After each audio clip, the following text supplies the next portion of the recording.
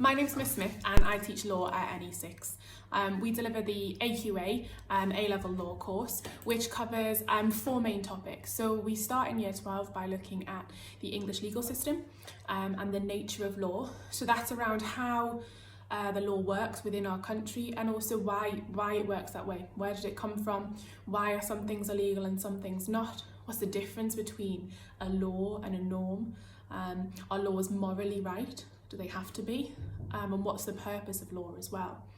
We also cover what's called substantive law. So we look at criminal law, which covers fatal and non-fatal offences against the person. So things like murder, theft, assault. We cover tort law, which is to do with negligence and breach of duty, people not doing what's expected of them in their role or their position. And we cover contract law, which is around the nature of agreements between individuals and businesses. So there are 4 main topics that we cover. The English legal system and the nature of law, and criminal law are the main focus of year 12. Then tort law and contract law are the main focus in year 13.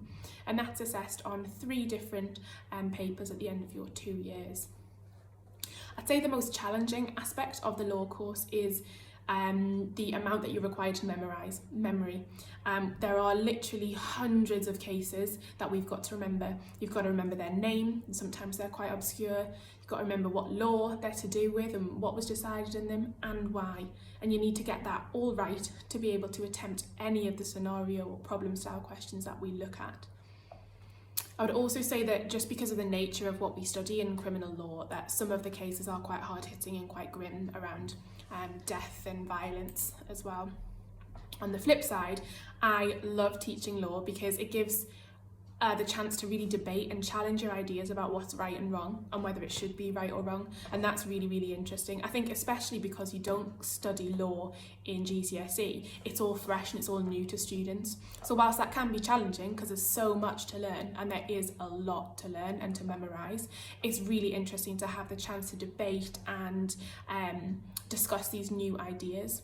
I quite like as well that it allows for students with different strengths to excel, because although it is word-based, we need a high level of literacy and oracy to be able to do well in law. It's also very logical. So if you've got a logical, more sciencey, mathsy mind, it works quite nicely because you can apply the laws in a really logical way. And there's a lot of tests that we have to do in law to apply different cases and different and statutes and acts of parliament as well. So I really, really enjoy teaching law. It's what I did my degree in, so I love teaching it as well. But it is challenging.